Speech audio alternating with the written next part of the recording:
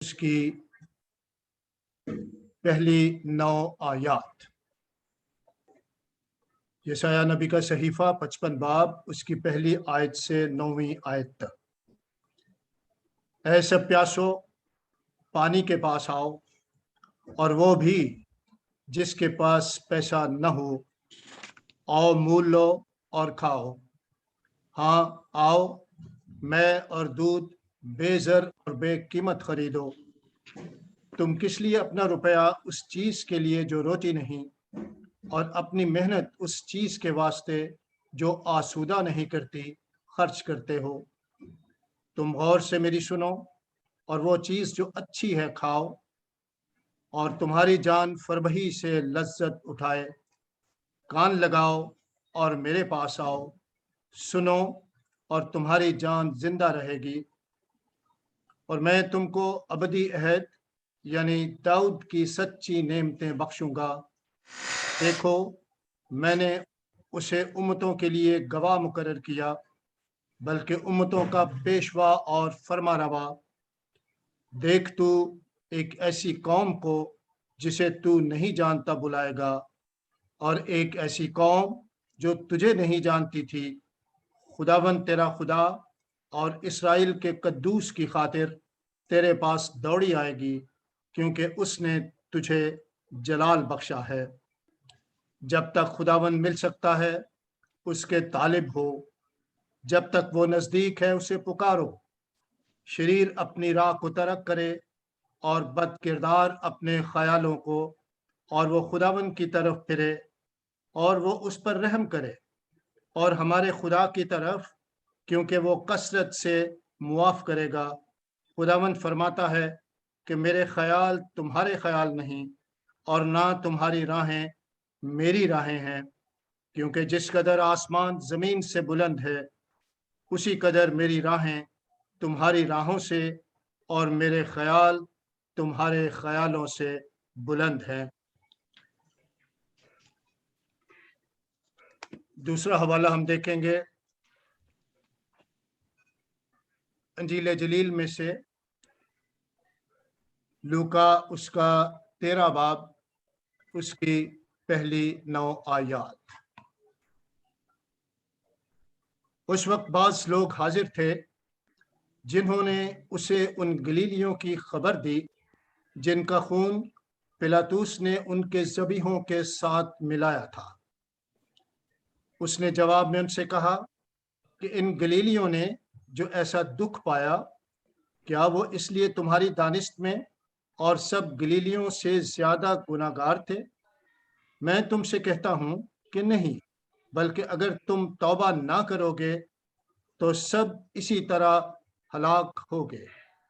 یا کیا وہ 18 آدمی جن پر شیلوہ کا برج گرا اور دب کر مر گئے، تمہاری دانست میں یروشلم کے اور سب رہنے والوں سے زیادہ قصوروار تھے؟ میں تم سے کہتا ہوں کہ نہیں، بلکہ اگر تم توبہ نہ کرو گے تو سب اسی طرح ہلاک ہوگے۔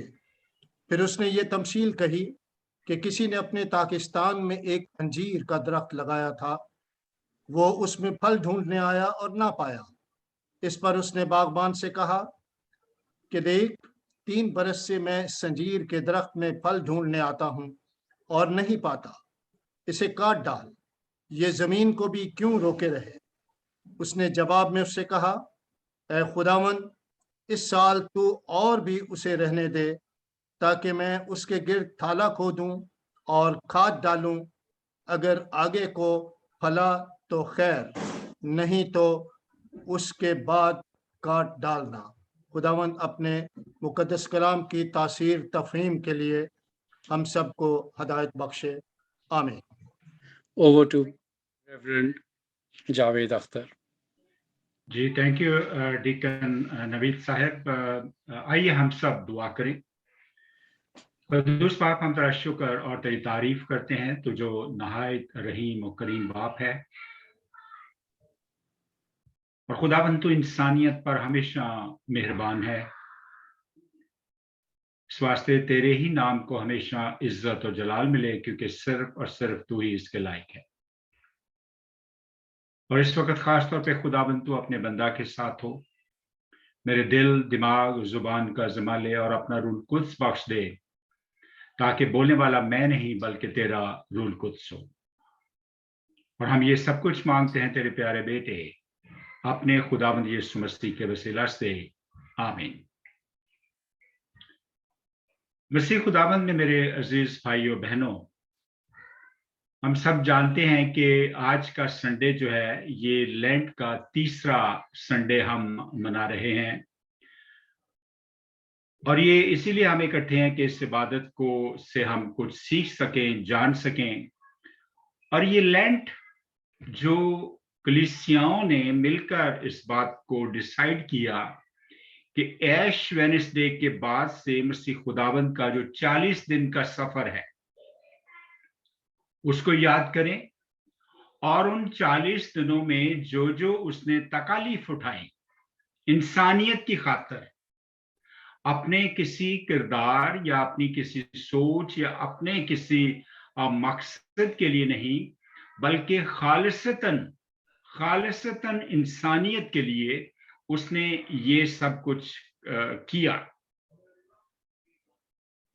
اور انسانیت کو وہ اس ڈارک دور سے نکالنا چاہتا ہے، اس ڈارکنس میں سے نکالنا چاہتا ہے جس میں انسان زندگی بسر کر رہا تھا۔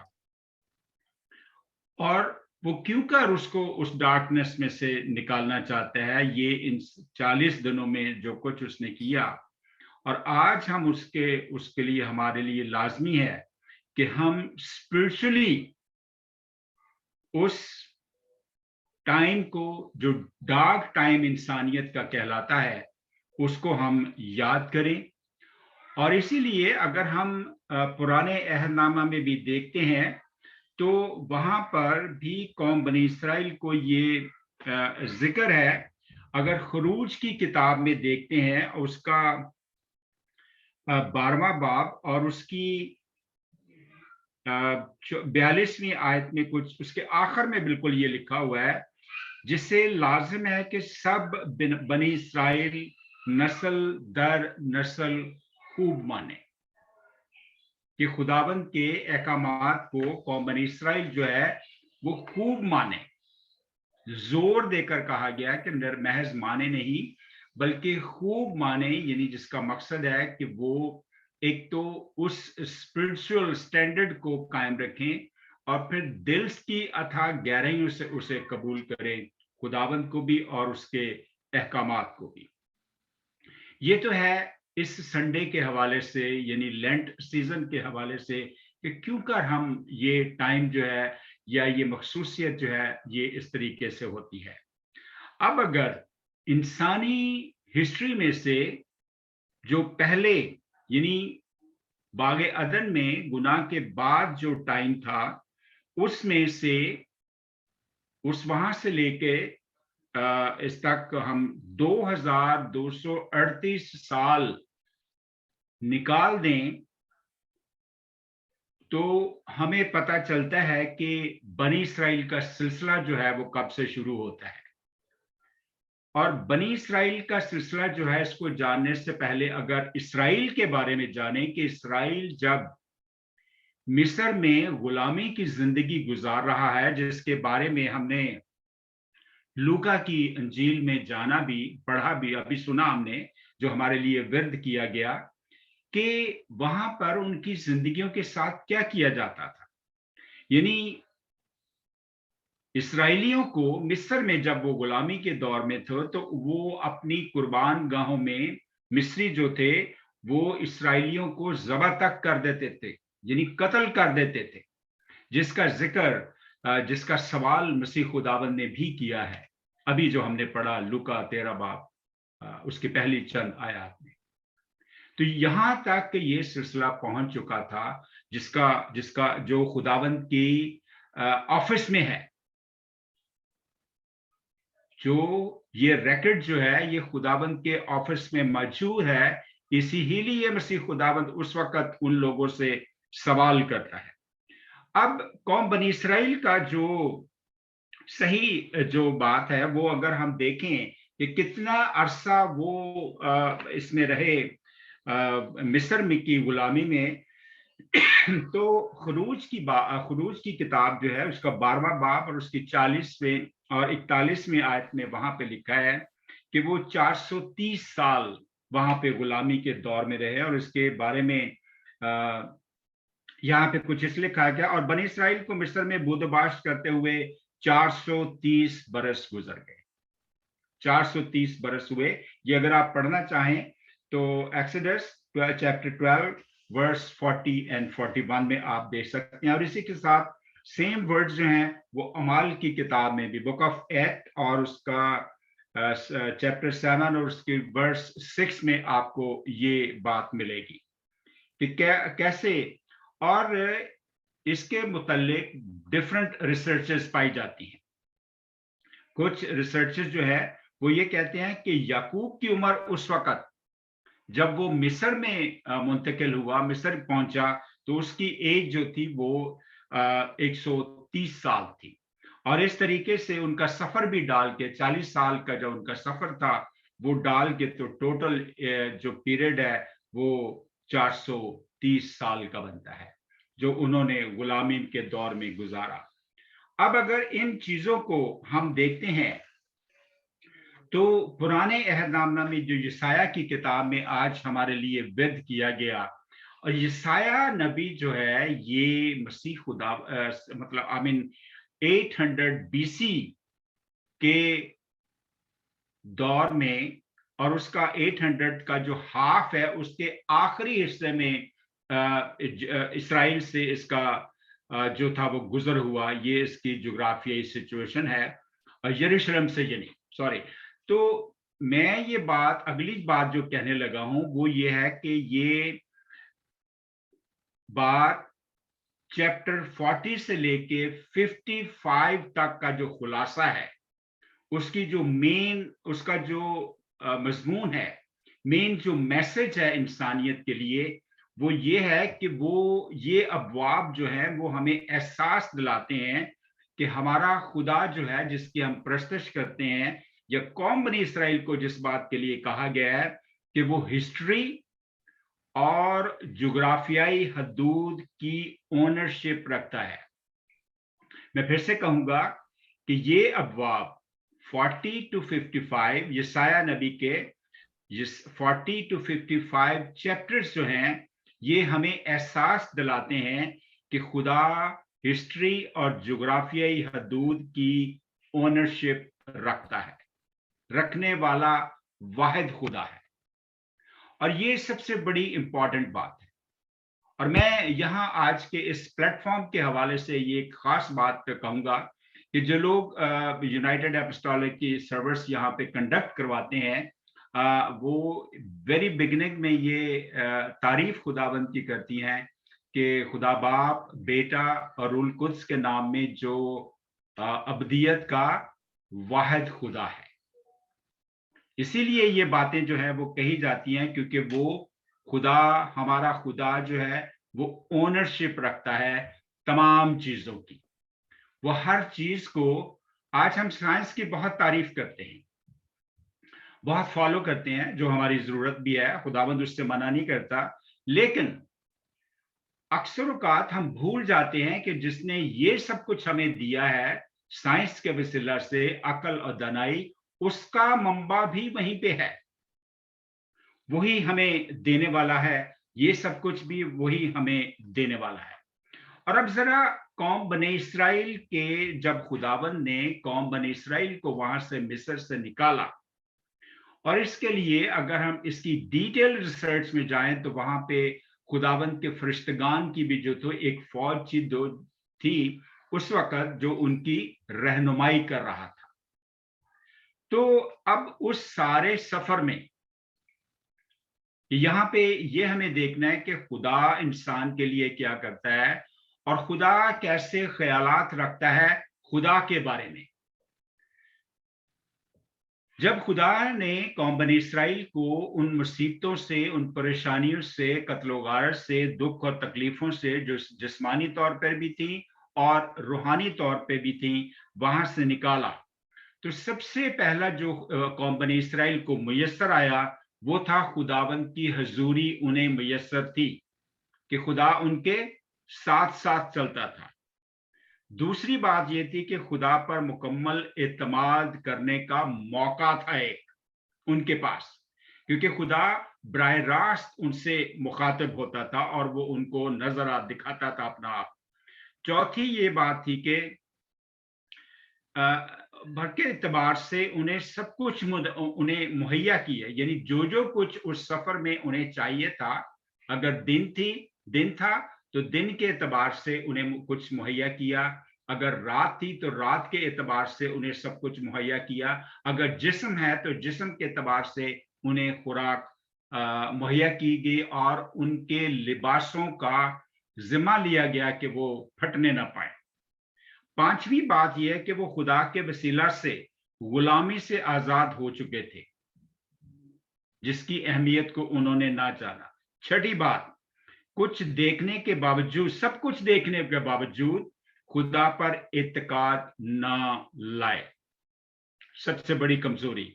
ساتویں بات وہاں پہ یہ ہوئی, انہوں نے خدا کی نسبت سونے کے بچڑے کی عبادت کرنے کو ترجیح دی. یہ بہت بڑا گناہ تھا.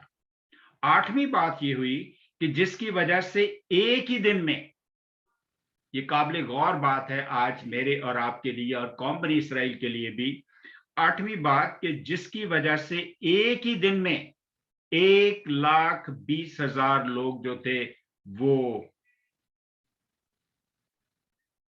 موت کی وادی میں چلے گئے, ایک ہی دن میں. کیونکہ خدا ان کی ساری اس بات سے, جب انہوں نے بچڑا بنایا تھا خدا, وہ وہاں پہ خدا ان سے ناراض ہوا اور اس نے غصہ کیا اس بات سے. اب عزیزو یہ تو اس وقت کی بات تھی,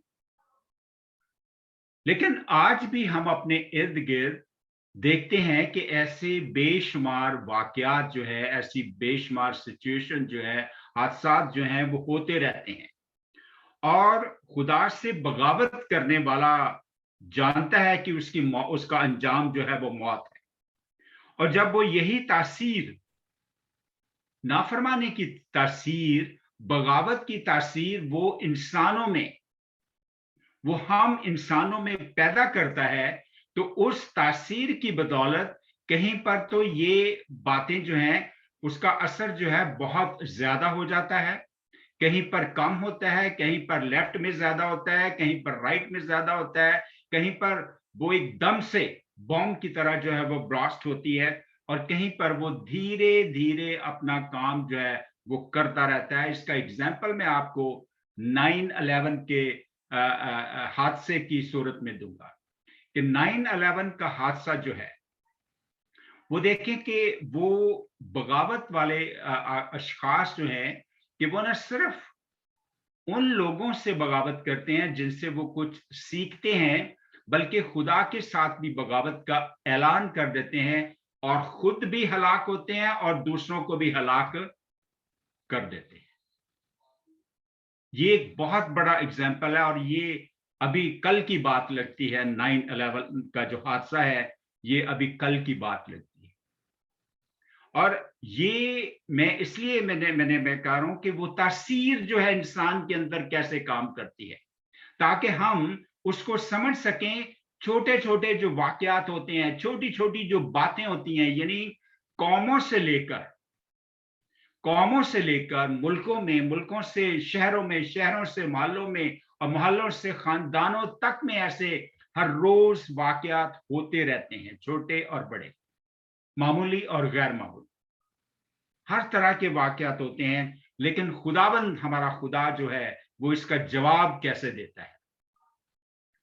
اب اس کا جواب جو ہے گلتیوں کے کتاب میں اس کے 5ویں باب میں ہمیں ملتا ہے. اگر آپ کو موقع ملے, I will suggest کہ اس کا گلتیوں کا 5واں باب آپ ضرور پڑھیں.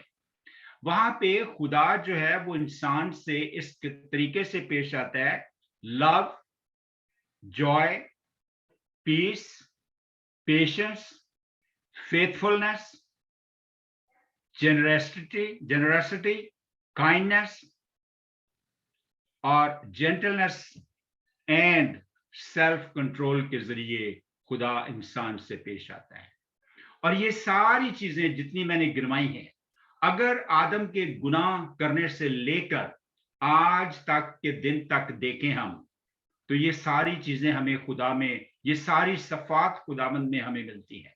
और जब जब जहां जहां इंसान इनको इस्तेमाल करता है, ये इंसान के लिए हमेशा पॉजिटिविटी और जॉय और पीस और काइंडनेस लेकर आती हैं। उसका जो मैदान जो है वो और खुला हो जाता है और मजबूत हो जाता है।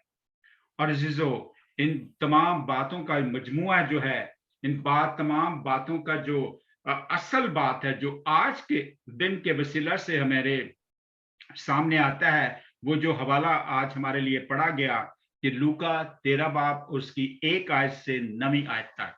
लेकिन इसकी जो 6ठी आयत मैं कहूंगा कि आज के लिए हमारे लिए है, लूका 13 बाब और उसकी 6ठी आयत से 9वीं आयत तक जो है, खास तौर पे हमें कहा गया है कि जब मसीह खुदावंद 3 साल तक, ये बड़ी गहरी बात है यहाँ पे आज के लेंट सीजन के हवाला से, कि खुदावंद यीशु मसीह की तालीमी दौर जो है, उसका एवेंजलिज्म जो है, वो तकरीबन 33 साल या कुछ महीने इस तरह से उसका हमें मिलता है।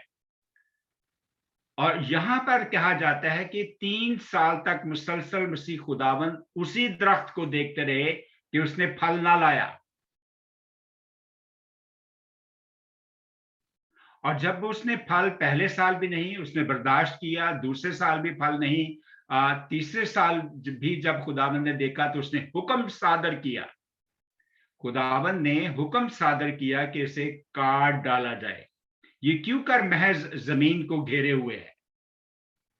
और ये बात अजीजों, फिर उसका जो बागबान है, जो उसको ओन करता है, उस ट्री को, उस बाग को, उसने कहा कि मालिक, अगर तू इजाजत दे तो इस साल मैं इसके गिर्द थाला खोद दूं, इसकी हिफाजत करूं, इसकी निगरानी करूं, असर नाव इसको एक मौका दूं।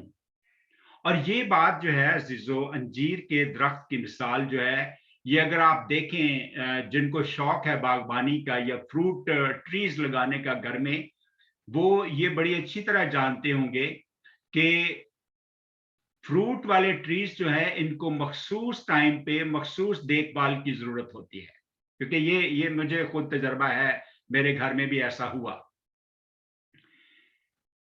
और जब आप उनकी सही वक्त पर सही काट छांट करते हैं या उनकी देखभाल करते हैं, उनको सब कुछ मुनासिब मुहैया करते हैं, तो वो एक टाइम आता है कि उन पे फल लगना शुरू हो जाता है। अब बागबान ने क्यों जो है यहाँ पे उसको मांग लिया एक और साल, क्योंकि बागबान जो है उसको ओन करता है, उसने उसको लगाया, इससे उसका लगाव है, उसकी मोहब्बत है, उसका प्यार है, उसने भी वेट किया उसका। और खुदावन जो मुझे और आपको ओन करता है, उसने मेरे और आपके लिए ये सीजन, आज का संडे जो है, 3rd संडे, वो मेरे और आपके लिए खुदावन से मांग रखा है कि इनको दे, ताकि ये उस तमाम हिस्ट्री को याद करें कि किस तरीके से इंसानियत को जो था गुलामी के दौर से निकाला, और किस कदर फिर मसीह खुदावन जो है वो हमें हमेशा की जिंदगी तक पहुंचाता है, ताकि हम खुदावन के उस अहद में शरीक हो सकें, उससे हलाकत से, बल्कि हमेशा की हलाकत से। क्योंकि जो लोग खुदावन को तस्लीम नहीं करते और उसके कहने के मुताबिक वो सारे अमाल को, वो हुक्मों को पूरा नहीं करते, वो खुदावन उनसे नाला होता है। और अजीजों, आज बेशुमार दुनिया मसीह के नाम से मसीह खुदावंद को पुकारती है। इट्स अ ह्यूज नंबर जो खुदावंद को मसीह खुदावंद के वसीला से पुकारते हैं, पर अपनी मर्जी से, अपने तौर तरीकों से, अपने स्टाइल से, अपना उनका एक मिजाज है जिसके वसीला से वो खुदावंद को पुकारते हैं, पर खुदावंद के जो अहकामात हैं वो अटल हैं। वो उस वक्त भी वही थे, आज भी वही हैं, और आखिरी दिन तक, डे ऑफ जजमेंट के बाद तक भी वो वही होंगे। सिर्फ और सिर्फ जरूरत इस अमर की है कि इंसान अपने आप को चेंज करे। और यही सब सारी अगर तालीमात जो हैं जितनी बाइबल में, अगर बेशक आप पुराने अहदनामा में देखें, नए अहदनामा में देखें, तो उनका मरकज जो है वो एक ही है, वो एक ही बात को रिपीट करते हैं। और यही लेंट सीजन जो है वो हमें सिखाता है, आफ्टर, स्पेशली आफ्टर ऐश वेडनेसडे के, और हमें मौका फराहम करता है कि हम किस हद तक मसीह खुदावंद की तकलीफ को महसूस कर सकते हैं, कि जिसने कुछ किया ही नहीं पर फिर भी वो मेरे गुनाहों की खातिर उसने इतना कुछ बर्दाश्त किया। क्या यह मुमकिन है कि हम महसूस कर सकें? क्या हम अपनी रूहों को, अपने दिलों को, अपनी सोचों को इस कदर सॉफ्ट और हसास बना सकते हैं कि हम इन चीजों को महसूस कर सकें? कि ऐसा कौन है हम में से जो हमारी खातिर तकलीफ बर्दाश्त करे? ऐसा कौन है हमारा दोस्त या हमारा अजीज या हमारा करीब तरीन शख्स जो मेरी किसी तकलीफ की खातिर, हमारे किसी गलती की खातिर जो है वो अपने आप को तकलीफ में डाल दे? जवाब मिलेगा नो, nobody is there। लेकिन मसीह खुदावंद आपको अपने साथ मिलेगा, और मसीह खुदावंद दिन और रात 24/7 आपको अपने साथ मिलेगा। और यही अजीजो लेंट का सीजन मुझे और आपको सिखाता है। आइए, काश कि हम ऐसा बन जाए, ऐसे नरम दिल हो जाए जैसा मसीह खुदावंद हसास और खुदावंद के हुक्मों को मानने वाला बना। सो खुदावंद करे कि हम ऐसा दिल, ऐसी सोच और ऐसी रूह खुदावंद से हासिल कर पाए जो वो इंसानों को देना चाहता है। खुदावंद यीशु मसीह का फजल और उसका इत्मीनान आपके साथ हो। आमीन। आइए हम दुआ करें। खुदावंद, हम तेरा शुक्र और तेरी तारीफ करते हैं, तू जो मेहरबान बाप है, और तेरे हुजूर मिन्नत करते हैं खुदावंद कि तू हमें ऐसी हिकमत और दानाई से आरास्ता कर, और ऐसी रूहों से आरास्ता कर खुदावंद जो तेरे अहकामात को बजावर लाने में हमारी मदद करें। हमारी इस दुआ को सुन और कबूल कर। हम ये सब कुछ मांगते हैं तेरे प्यारे बेटे अपने खुदावंद यीशु मसीह के वसीला से, आमीन। मसीह खुदावंद में मसीह में मेरे अजीज भाइयों बहनों, मैं एक यहाँ पर रिक्वेस्ट करना चाहूँगा कि ड्यूरिंग द सर्विस मुझे कुछ मैसेजेस मौसूल हुए हैं कि जी प्लीज़ सबसे रिक्वेस्ट की जाए इस प्लेटफॉर्म के हवाला से कि पॉलिटिकल टॉक से जो है वो गुरेज किया जाए। एक नंबर 1, उन्होंने 3 रीजन दिए हैं। नंबर 1 कि ये प्लेटफॉर्म ऐसा नहीं है कि इसको पॉलिटिकल टॉक के लिए यूज किया जाए। नंबर 2, लेंट सीजन है। और नंबर 3 कि अगर हम लेंट ही के मुतालिक बात करें या अपना जो रेगुलर बाइबल डिस्कशन वाला है उसको रखें तो वो ज्यादा हम सब के लिए बायस बरकत। और and I am agree with them, और मैं शुक्रगुजार भी हूं कि उन्होंने ऐसी सोच रखी। Thank you very much.